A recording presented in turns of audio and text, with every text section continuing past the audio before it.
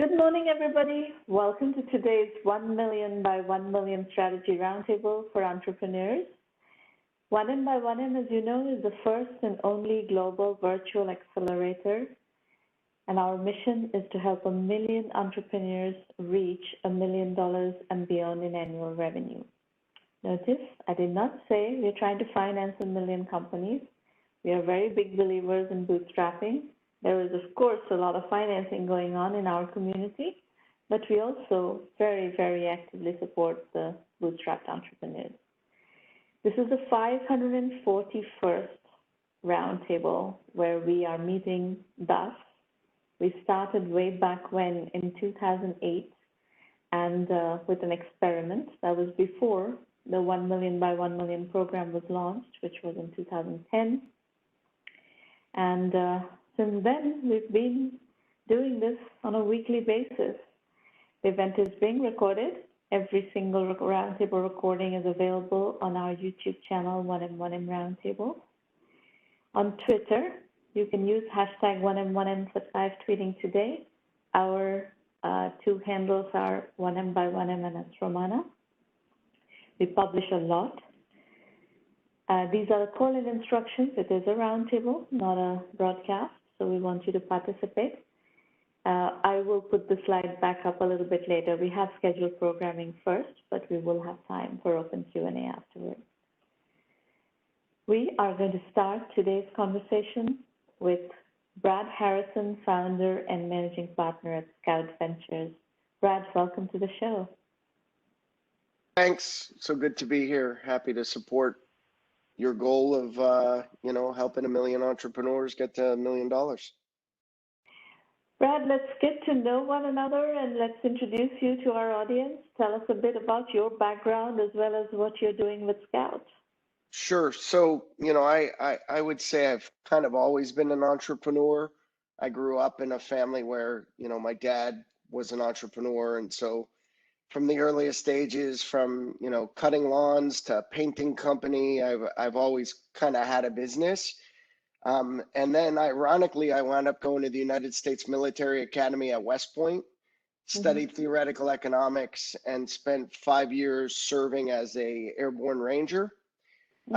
So had that 9 years kind of service, and then came out of that and transitioned through the MBA program at MIT School of Management, studying on new product and venture development. So really focused on everything from building products to building businesses and how you basically become an entrepreneur and how you fund entrepreneurs. And was very fortunate that I was there during the first .com bubble. So I got to see the insanity of, people dropping out of school, launching a company and selling it for $1 billion, 6 months later. It was a pretty exciting time. But then I also got to see the implosion, and I got to see how when you don't have core fundamental strengths in your business, and that when you don't operate with discipline and focus and purpose, you're not going to have a real business. I spent time at America Online, was fortunate enough to work for Ted Leonsis, the vice chairman, and David Colburn, the head of business development. So got some really good experience on kind of like how a big tech company thinks about everything. Then I went to a small tech company that was in the contextual advertising space and grew that to about 100 million in revenue. And then at that juncture, realized that I really wanted to help multiple entrepreneurs, not as many as you, not 1 million, but I figured, it was more a fit for me to help multiple entrepreneurs than it was to just focus on one company. So I started advising, was very fortunate that I got to come across some really amazing entrepreneurs. One of my favorites from early on was a guy named Amar Goyal, who started Comely and Pubmatic, which just went public last year. So pretty excited. Saw that from day one all the way through IPO. And then in 2009, I started investing. And by 2011, I had created my first fund. We actually called it the Bhv Entrepreneurship Fund. And the purpose was to enable entrepreneurs. We viewed our role as using our capital and our experience to make smart entrepreneurs build great companies. So that was kind of our goal. Fast forward, we have 4 funds now. I've built out the team. I have 2 other partners, Wes Blackwell, who's a graduate of the Naval Academy and Darden School of Business, and Sam Ellis, who's a graduate of the Military Academy at West Point. And then our associate is also a graduate of the Naval Academy. So now we have a very strong focus on what we call hard to access founders, which are founders coming out of the military, the intelligence community, and leading research institutions and national labs. So, you know, that's people transitioning out of the military, similar to the way I did. People coming out of the NSA, the CIA, who have spent a lot of time working and developing technologies that are now becoming civilians. And then people out of places like Carnegie Mellon, MIT, Johns Hopkins, Georgia Tech, and then the national labs, Sandia, Los Alamos, and a bunch of the national labs. And what we focus on is what we call dual use technology. So technology that has both a government use as well as a commercial use. And our secret sauce is that we tap into what is called non-dilutive government funding. So it's neither debt nor equity, but it's a form of it shows up on the books as revenue, but it's really a program grant. So that can come from the Army, the Air Force, that can come from a National Science Foundation, Department of Energy. It really depends. And what most people don't realize is the largest investor in innovation since World War II is not Silicon Valley. It is the United States government. And there are billions and billions of dollars in each of these programs. You know, the Army's program for grants last year was about 3.3 billion. That's just the Army. You know, the government is passing the Endless Frontier Act, which is about 110 billion to support innovation all through grants. So what we do is we take our money, non-dilutive capital, and a bunch of really smart people, and we use that to build companies that we say are making the world a better, safer place. Very interesting and different. Where are you operating out of, Brad? So we have a presence in New York, Washington, D.C., and Austin, Texas. I see. And you are based where? I am in Austin, Texas, after 20 years in New York City. So Okay. the reason Austin became our new headquarters is at the request of several people that we were speaking within the Department of Defense.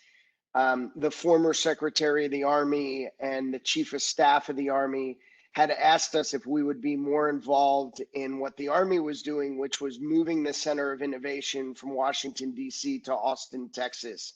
And they established a new innovation command called Army Futures Command, which is actually now headquartered in Austin. And that command has 6 other subcommands. So, you know, the future of mobility has a presence in Detroit. You know, the future of communications has a presence in Aberdeen Proving Grounds. So basically, we've centralized everything. And the other thing that's happened is that all of the major corporations that participate in this part of the economy, Boeing, Lockheed, General Dynamics, all of these really massive military industrial companies have brought part of their innovation teams here to co-locate. So we have Army Futures Command, we have the Army Applications Lab, we have representatives from Air Force and all these other units. They're all centralized in Austin, Texas. So that's why we're here. And you said you have 4 funds. What size funds are you operating with? So our last bucket of money was a little over 50 million. About between the primary fund and an SPV, it was about 56, 57 million. And Okay. we'll be raising, our next fund should be somewhere, I'm hoping, north of 100. And what check sizes do you write? So our core fund is a seed fund, and our seed checks tend to be $500,000 to $1 million first check, and then we'll reserve 1 to 3 million in follow on. So you know our largest positions in Fund 3 are roughly 2.75 million, 3 million, you know, and that's over subsequent rounds. We also have a incubation program where we'll partner. It's led by my partner, Sam Ellis, but we'll actually partner with an entrepreneur early on, and we'll provide like the initial 250,000 in tranches as we build out the team. And so if it's a business person, we might go find the CTO. If it's a CTO, we might go find the business person. And the reason we like to do that is we, you know, as I mentioned, I view myself more as an entrepreneur than a VC. Just so happens that my entrepreneurship was around building a VC. And along the way, we incubated a couple of companies. Some of those, one of them just relocated to Austin called Assurely, which does insurance products for the kind of, you know, collaborative economy. So that business was founded and incubated out of Scout with my partner, John Rue, at the time. We came up with the concept, we funded the initial, and then we recruited the management team. And then the management team raised the Series A and is, you know, now independent on their own. Our most successful company that came out of Scout was called Unite Us, which was founded by Dan Brillman and Taylor Justice. And they just completed a round led by Iconic at a $1.65 billion valuation. So what does Unite Us do? Say that again? What does Unite Us do? So Unite Us basically uses the social determinants of health to provide optimization in the health system. And they really do that with two sets of customers. So one set of customers is the Department of Health and Human Services at the state and city level. So currently we have 41 states as customers. I think we have 26 statewide engagements. So in the state of North Carolina, we have a relationship with the Department of Health and Human Services at the state level, and we have a presence in all 143 counties, and we help kind of connect all the things that play into healthcare. So it turns out that if you go to the emergency room and you find that woman that shows up with pneumonia every 2 to 3 months, if you actually look and you find out, well, she's not eating properly because she needs food assistance, and she's homeless, so she needs housing assistance, and she doesn't have a job, so she needs employment assistance, and she doesn't have a job because she needs education assistance.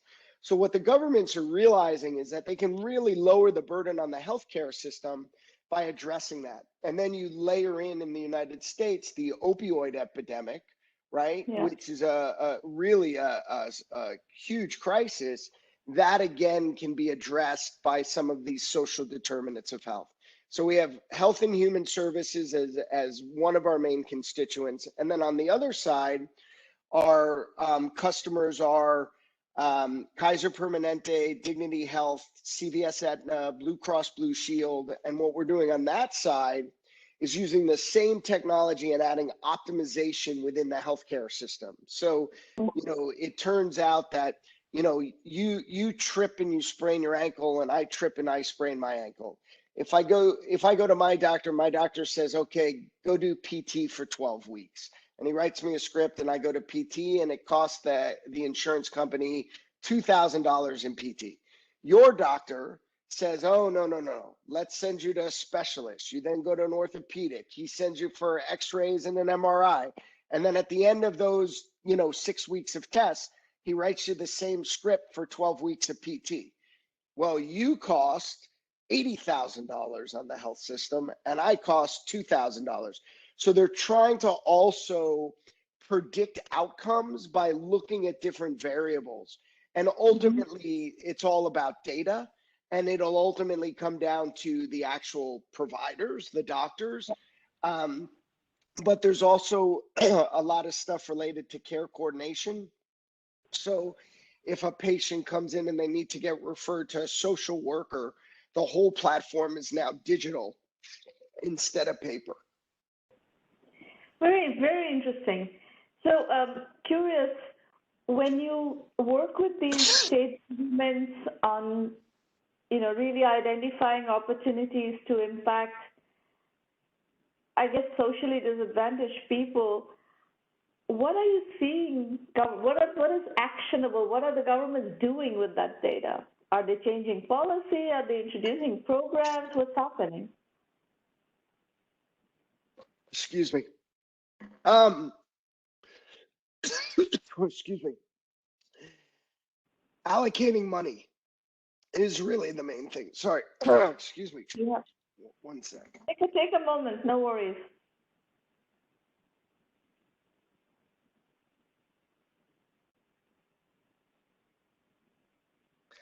Sorry, I think I got some green tea from my tea bag stuck in my throat. There you go. I gave up coffee like 5 years ago, and now I drink matcha and tea, and who knew you could choke on it? Anyway, I also get very excited about talking about some of our companies, so maybe that was it. So you're seeing a couple of things. You're seeing governments trying to change policies. You're seeing governments actually wanting to understand how to use technology and data to improve patient outcomes. And, we did some tests with the Department of Veteran Affairs using Unite Us's technology. And what we saw was people that were actually processed through the platform, their outcomes were astronomically better than people that were getting processed in the old paper. And it's really, really hard to argue with that data. And some of the data is like, well, when you process things through paper, it might take 90 days from when somebody says, hey, I need help, to getting help. Well, if that person is having mental health or suicidal, right? Like 90 days, like that's not going to work. So a lot of it is, I think the governments, especially at the state level, are really trying to allocate resources to be more efficient. I'm not, I'd say my partner Wes is probably the guy, he's in DC, so he's much more of the policy, political side of the house in terms of tracking. Ultimately, it's pretty simple: food, water, shelter, the basic things that people need, right? It's not that complex. And that's complex, and it's so complex. I mean, I live in Menlo Park.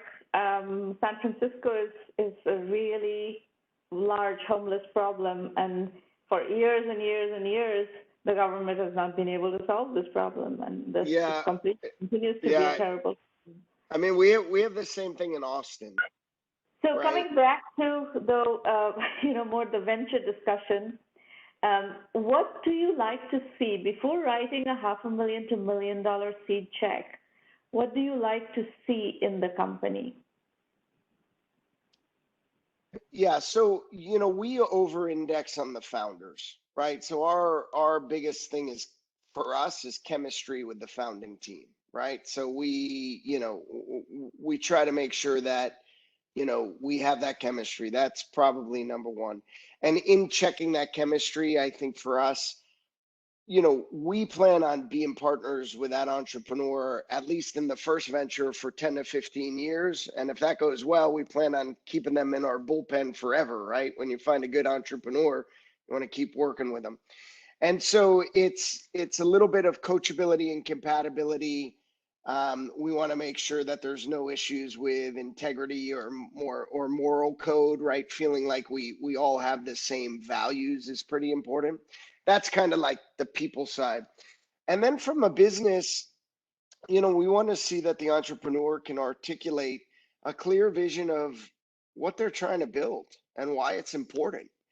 There are a lot of entrepreneurs that have great ideas that are just not venture businesses. They're great businesses, and they can make $1 million or $2 million, and they can be a great lifestyle business for that entrepreneur. And we're fully supportive of that. But that doesn't mean it's going to get the scale of venture businesses. So we want to understand the vision. We want to see how it's going to get to scale. And then lastly, we want to understand how what our special skills are at Scout is going to help exponentially grow that business. How is, our relationships within the DoD potentially useful? How's a relationship with a government lab potentially useful? What are the things that we bring to the table that can help differentiate that company? Okay. And when you do these incubation stage ventures where you're writing like a 250K check,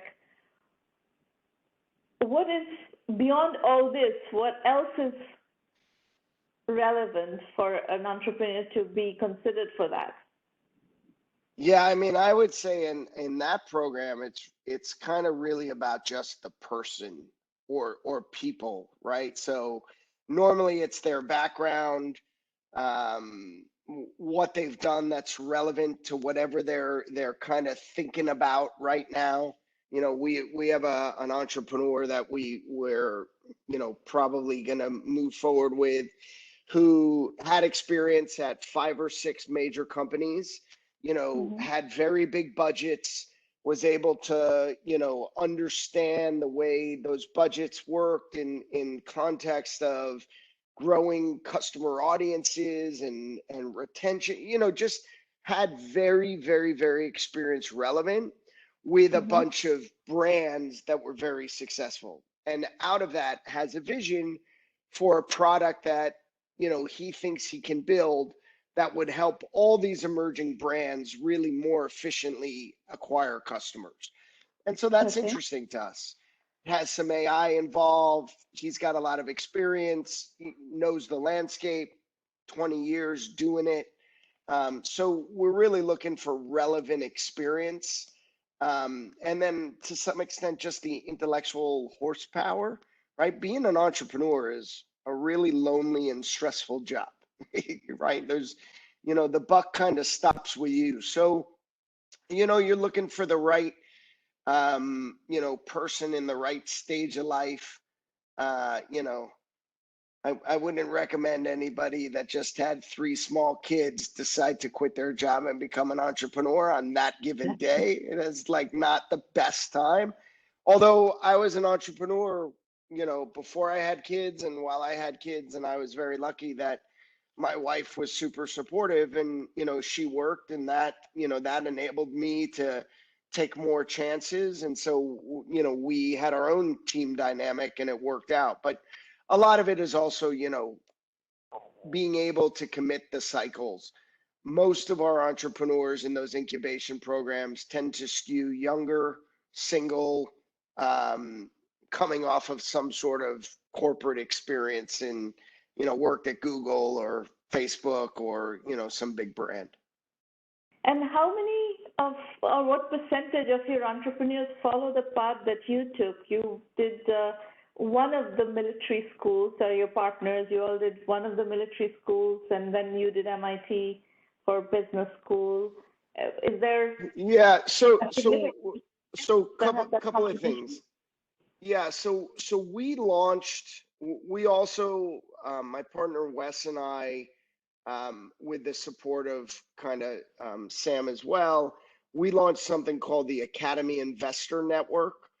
And the Academy Investor Network is actually designed specifically to help veterans and graduates of the service academies who are building businesses. And they tend to be earlier in the life cycle, pre-seed, seed, a little bit earlier than Scout can handle. And we hired 2 amazing people to run that company. One is Sherman Williams and one is Emily McMahon. Sherman is a Naval Academy grad. Emily is a West Point graduate, and they're amazing.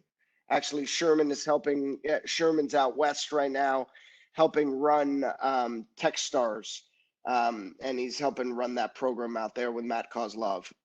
So that helps a bunch of the very early, that sees a lot more entrepreneurs with kind of that service academy background, because that's really like a feeder for what we're doing at Scout, even though we kind of help launch it and support it. I'd say at Scout, you know, maybe 20% of the founders come out of the service academies, maybe less. I'd say it's more, you know, I'm just trying to think right now. You know, we have a team out of the NSA, we have a team out of the CIA.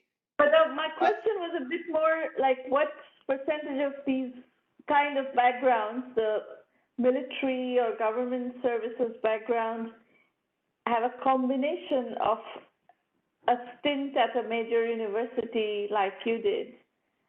Well, I think a lot of people that Is that a common path?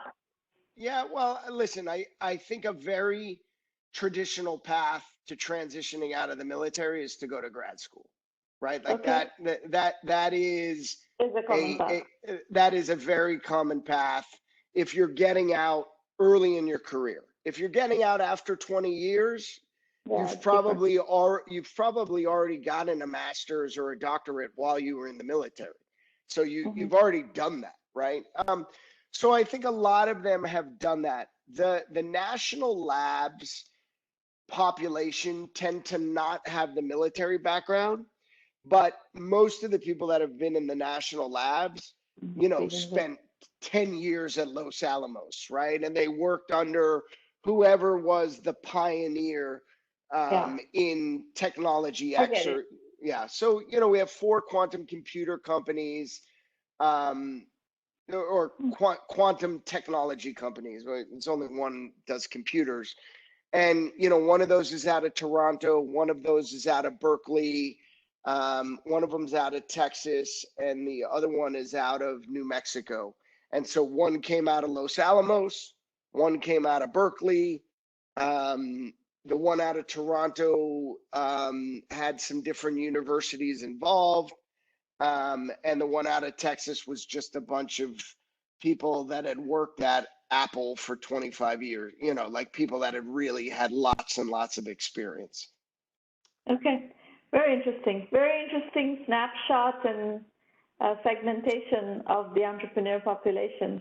We would be very interested in also the piece of this population that are not necessarily doing venture scale companies, because I've worked with people from military backgrounds. One of the key success factors in entrepreneurship is resilience and toughness. Totally agree. The population that you are talking about definitely has that, and has that by training. So even if they're not doing venture scale companies, I'm sure they are very capable of doing successful, sustainable businesses, which is our mission. Great. All right. Well, please go ahead. You were going to say something. No, listen, I think to your point, you know, a lot of people, they misunderstand people with military training. So they don't, you know, they're like, oh, they just follow orders and they don't do that. You know, your average young soldier who spent time in Iraq and Afghanistan, and by the way, we've been at war for 20 years. So pretty much if they've served in the last 20 years, they probably spent time in a combat zone. You know, those soldiers are required to make decisions under pressure every single day. They're designed to, they're required to make that decision on the fly. They have to be responsible, right? So I couldn't agree more. I actually think they make the best entrepreneurs. You know, the other thing, and you mentioned you're in Menlo Park, so I'll pick a little bit at the West Coast. But the other thing about these entrepreneurs is they really care more about getting the right investor and building the right company than they do about what valuation they raised at or how much press they got, right? They're really like mission focused. And so we actually find that we have $2 billion unicorns. We have 2 unicorns in Fund 2. Both of them are by military-led founders, Unite Us and ID.me. And we have another unicorn in Fund 3, and one of the founders is an Air Force Academy graduate who is an F-15 fighter pilot.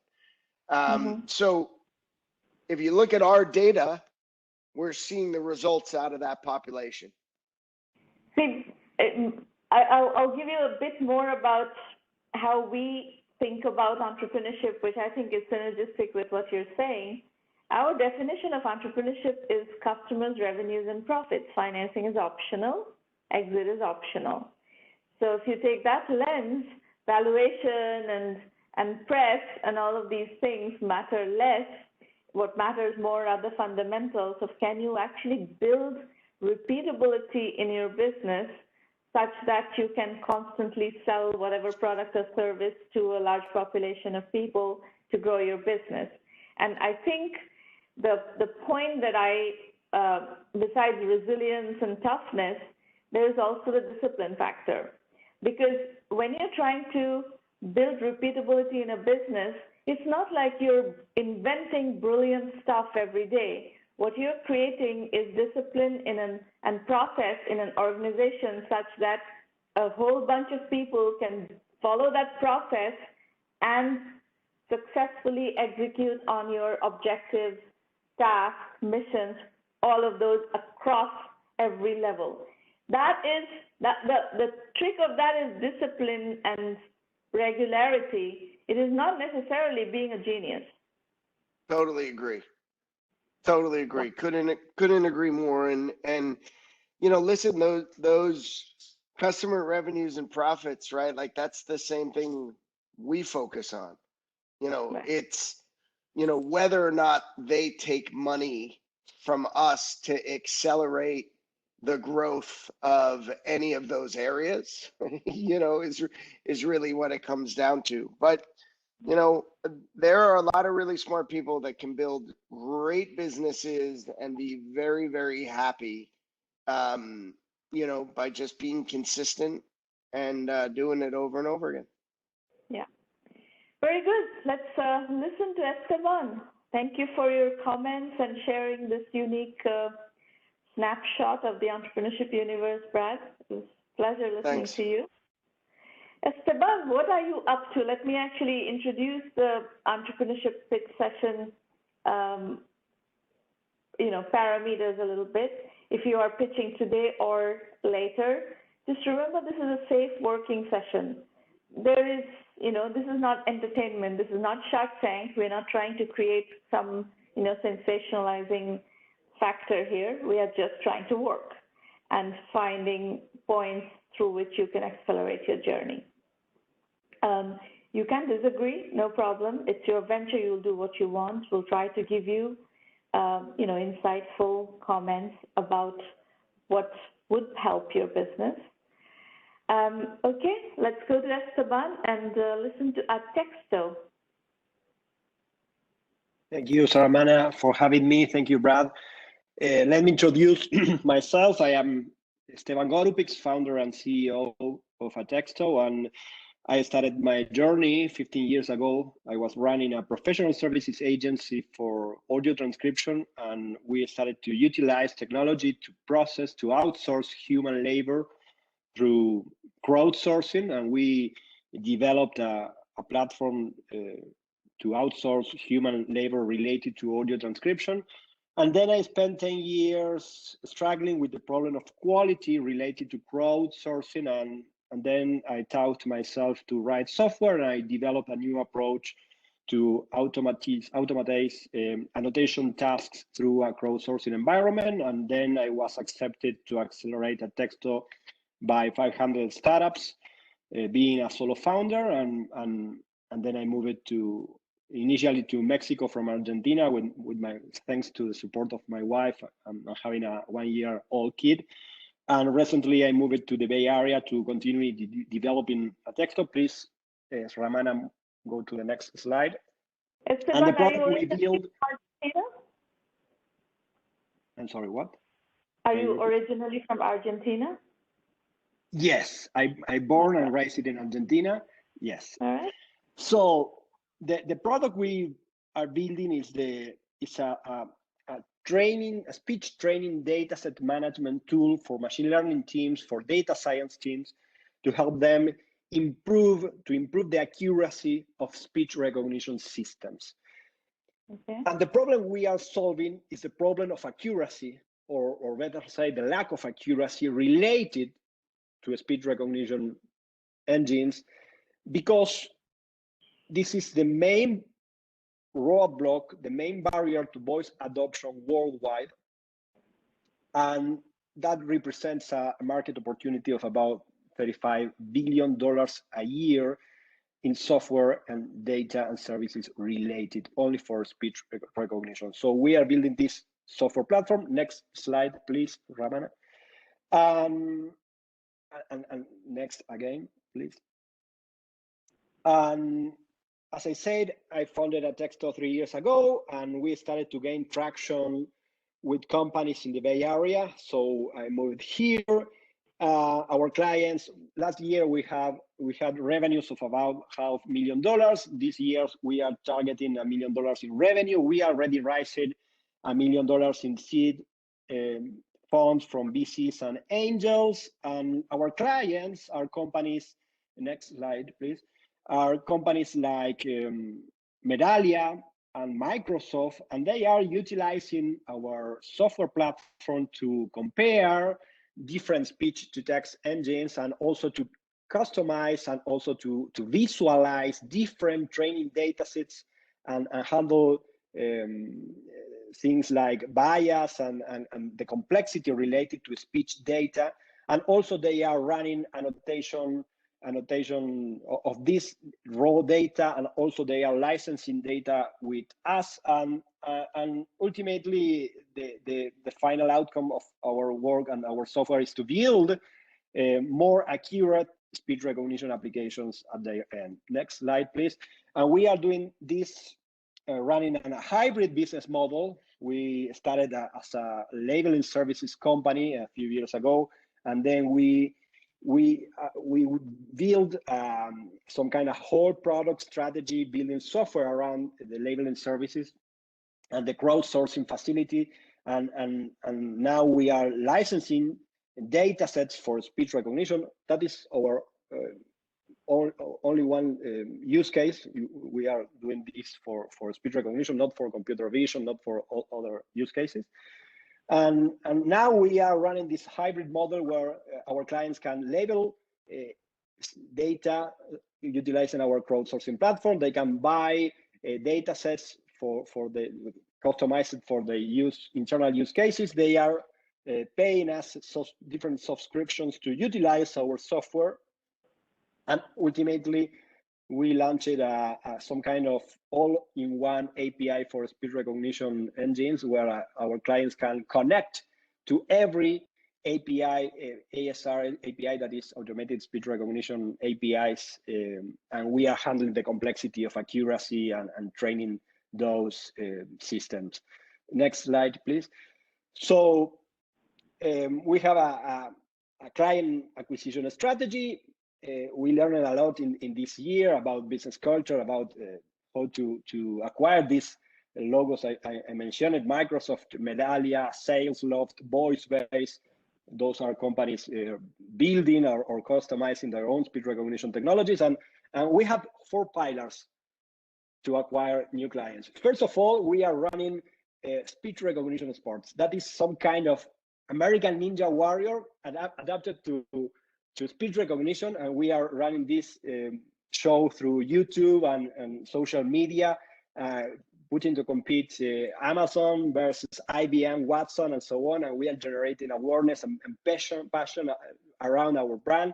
And then I'm going to in-person events in all the United States. I learning a lot about America. It's an amazing country, and we are generating, proximity, and we are meeting with people, trying to understand their needs and trying to connect in a personal way to better serve them. And also we have an inbound marketing machine, and we have an inside sales teams trying to develop each account and nurture the leads and the process we are generating. Next slide, please. And obviously, you don't have out there a million companies building their own speech recognition software. You have it in the order of 100. And we started serving them. And then we are moving to other niches because we think and we are seeing that the speech recognition technology is expanding to new niches and is going more easily to utilize speech recognition. And after COVID, we are seeing that telemedicine, specifically telemedicine companies, are asking to speech recognition technology, and the main bottleneck they have, it's about data, it's about accuracy and how to handle data projects, and we are focusing on these niches to gain traction, to increase, to grow our sales pipeline, and we are doing it this way, niche by niche. Next slide, please. So can you stay on this one for a second? Yeah, sure. What does a Medallion contract look like? Are we talking about, every speech recognition instance within Medallion going through your system, or are you training them model, or what is the use case? That's a good question. They started to bought us annotation services through our crowdsourcing platform. We have a crowdsourcing platform, fully automated, and they had raw data from call centers or different sources of speech data, and they are sending through our platform to annotate through our freelancers at our crowdsourcing platform.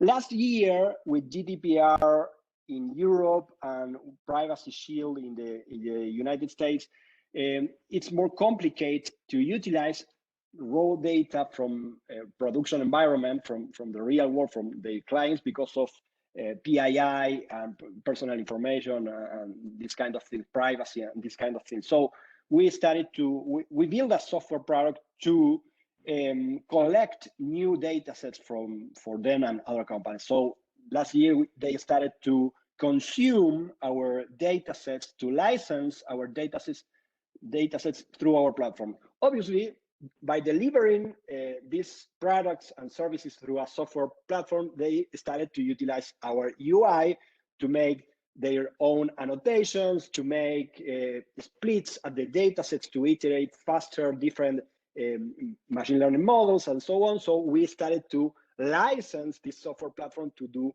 that. So that is some kind of use case for Medallion in particular. So I'll tell you what's making me a bit uncomfortable, Esteban, is that I think somewhere you have good technology. You have good domain knowledge, you have good technology. I think there's work that you need to do in the go-to-market strategy to create what we were talking about earlier, is that repeatability of finding the positioning, finding the use cases, and finding the right business model around that, such that you can grow faster. Instead of going to 15 use cases and trying to custom build a solution for each of these customers, I would like, if I were working with you and advising you, I would try to find one or two use cases that you can repeat in a kind of cookie cutter mode and build. Even if it has a services component, you need to productize those services and turn them into repeatable situations. And I have not, at least maybe it is buried somewhere in there in your work, but I haven't seen that yet. And I think you need to, bring that out much more effectively and make that much more of a core strategy. Thank you for your feedback, Ramana. Thank you. Thank you very much. You have all the reason, and I think in the same way that you, we are seeing that all things related to speech recognition, AI speech recognition is pretty new, and we are sailing in the new wave of speech recognition. So we are building a business model at the same time doing this with our clients. So because of that, we have real traction and we have this kind of logos. In the long term, we have a vision that is the recurrency of the business model is not leveraged in some kind of SaaS subscription. It's leveraged in the very nature of machine learning for speech recognition. That is, you need to retrain over time your systems to continue to understand people. And that is because the data drift phenomenon, that is, people are changing the way they are talking every time. That is not the same with computer vision, because you have a car have 4 wheels and a cat have 4 legs and 1 head. But in speech, in human communication, we are changing the way we are talking every time. So we are seeing that as a long-term recurrent business model. About this, the last one slide is about the competitive landscape. Speech recognition. Back or forward, slide-wise? Backward, please. One backward, yeah. Yeah, there is some players in the industry. You have some kind of pioneers, big companies working in the field for a lot of years, and also you have fast-paced startups growing a lot in the last couple of years. And we are the only one running a speech recognition focused business model. We are specialized in that. We already have 1 million of users at our crowdsourcing platform. We already have an algorithms to automatically curate human contributions and to automatically annotate speech training data sets. So that is some kind of our secret sauce. And we are doing that for speech recognition. That's totally different than computer vision, and that are our competitive advantages. Please go ahead in the slides, Ramana. What can I answer for you? You came here with the objective of raising money, it sounds like, yes? Yeah, because we decreases the customer acquisition account, the customer acquisition cost, and reduce the sales cycle from 15 months to 3 months. We think we are ready to raise a new round. We are doing that. We are raising $5 million in a pre-A series round. And the main use of proceeds is to grow our sales and marketing teams, to continually increasing our revenues and to build a $10 million in revenue company in the next 18 months. So that is my main purposes right now. Next slide, please. To do that, obviously we have a leadership team. I am the CEO and also the CTO, and we have our chief commercial officers with 20 years of experience selling software for companies like Oracle and Genesys, and we have a dozen of people in a fully remote team all over the place. We are based in different countries. I'm based in Palo Alto, near to Menlo Park, and John Dickinson is in Monterey. And also we have people in Mexico, Honduras, Argentina, Spain, and a lot of places. So we are doing that right now, raising our pre-A series round, and that is my main purposes right now. Fun here. Okay. All right. So hang on for a second. Let me explain how to use 1 million by 1 million, including for fundraising, and then you can ask me more questions on that.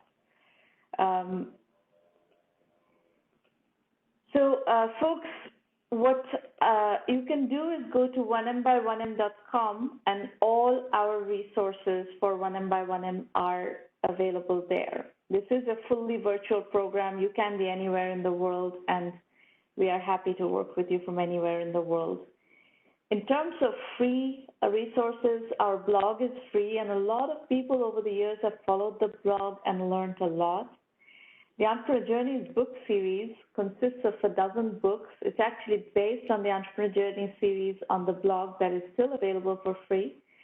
But we have, published collections, case study-based collections addressing specific topics. and specific elements of our methodology where, you've talked about services and product combination. Bootstrapping using services is a method that we have used extensively to bootstrap companies, and it's something that we know that's out there. There's a lot of case studies that we have of very successful companies being born out of this mode of business building, but the investor world has a bias against these companies for good reason, because entrepreneurs who are bootstrapping with services tend to get dragged in many different directions. And what are investors looking for? Investors are looking to go from $0 to $100 million in 5 to 7 years. That is the only scenario in which an investor is going to invest in your company.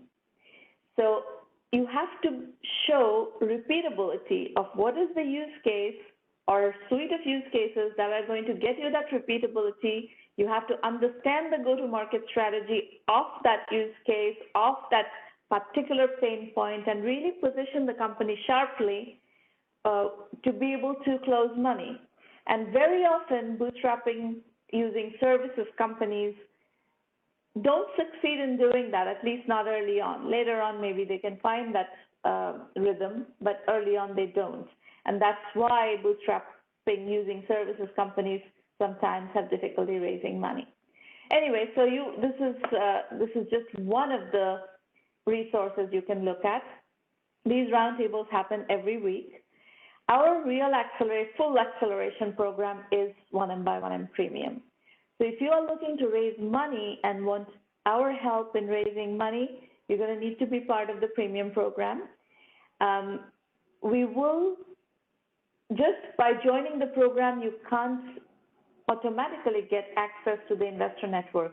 We're going to have to work with you and get you ready, get you fundable before we send you to investors. We are very diligent about that, is that we kind of need to get the right pieces in place such that you can, convince investors. Because if we introduce you to 50 investors and all 50 reject you, that is a wastage of your time, and that doesn't reflect well on us, right? The investors, if you're not sending them stuff that they find interesting, that doesn't really help.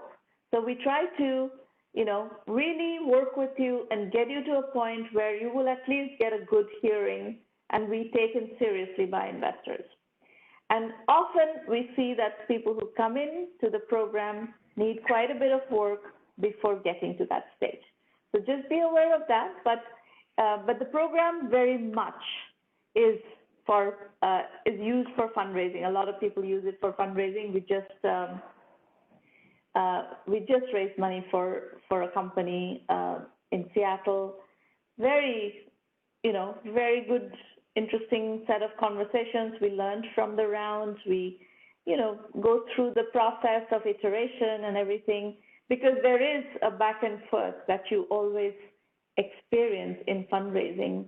I try to give you as much as I can of pointing out the holes in your strategy.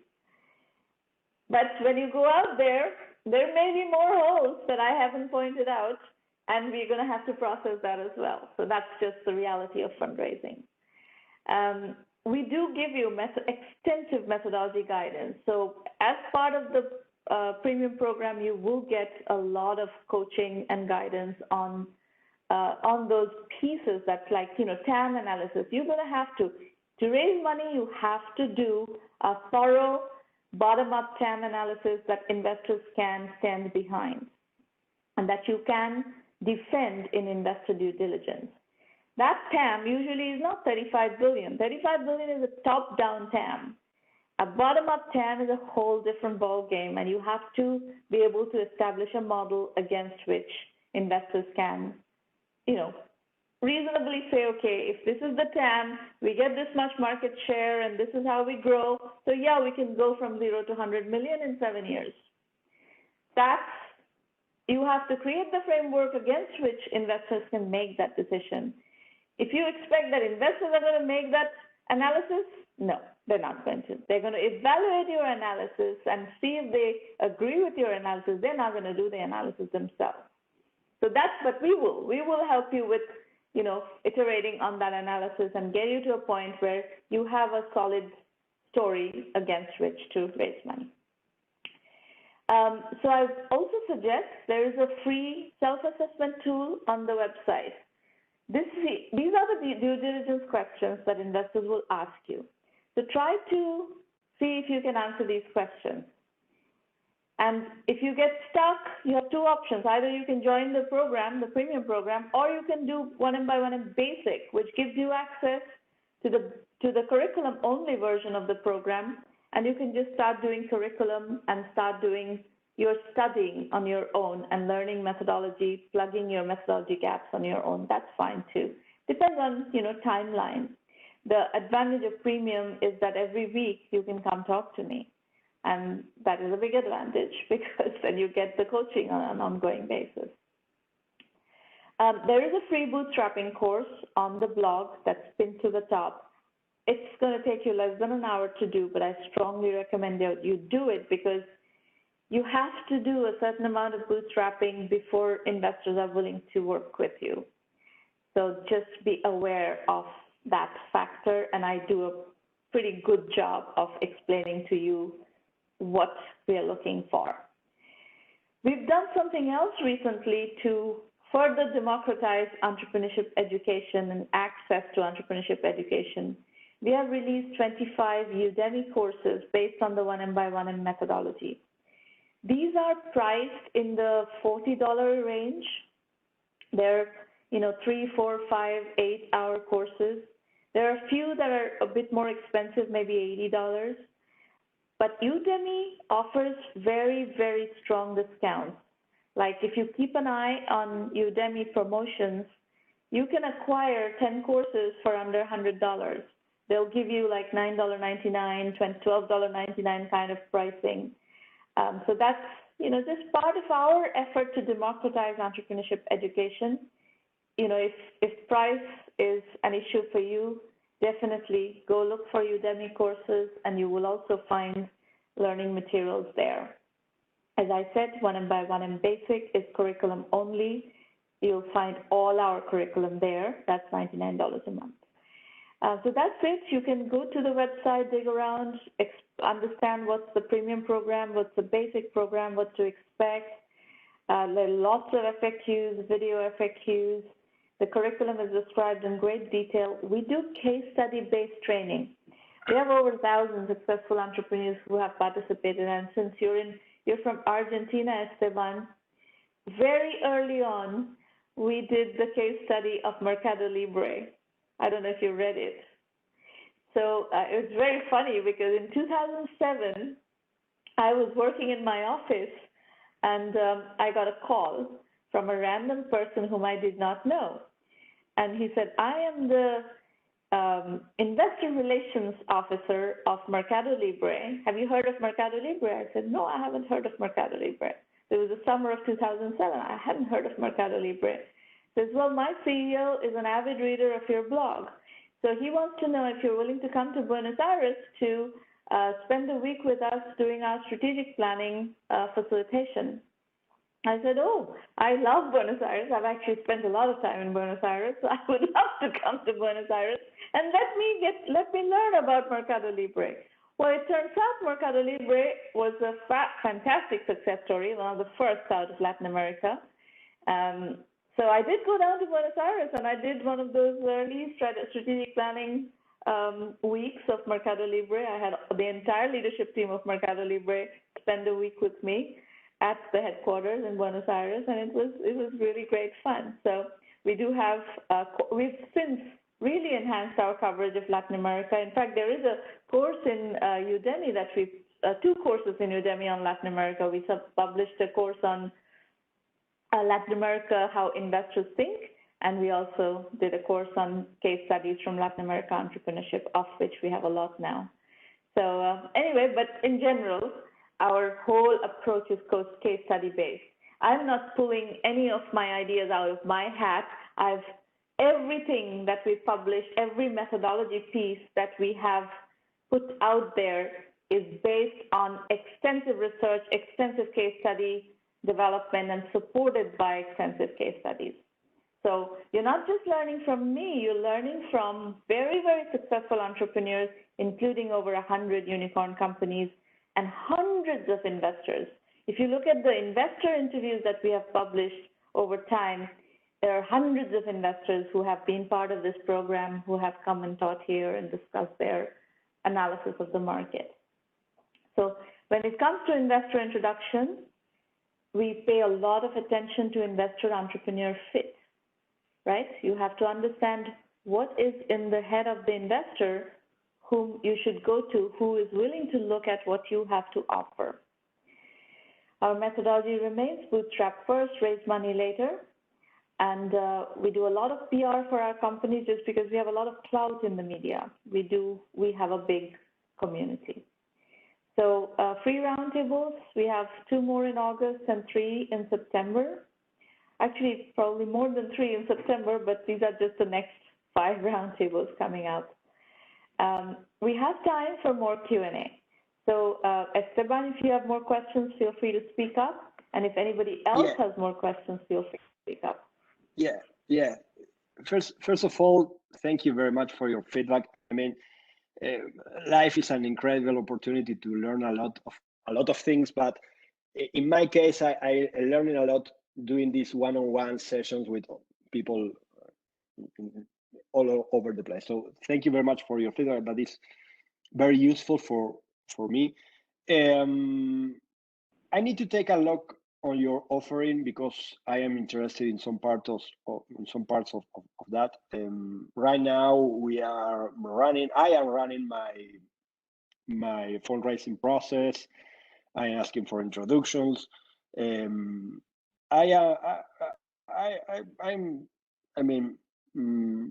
pretty confident I am doing some kind of good work with that, but time is money. So if you can help us to accelerate the introduction process and so on, that could be great. So I have a list of targeted investors. Maybe I can send to Irina or someone in your team to take a look on that, and you can tell me if you have connection.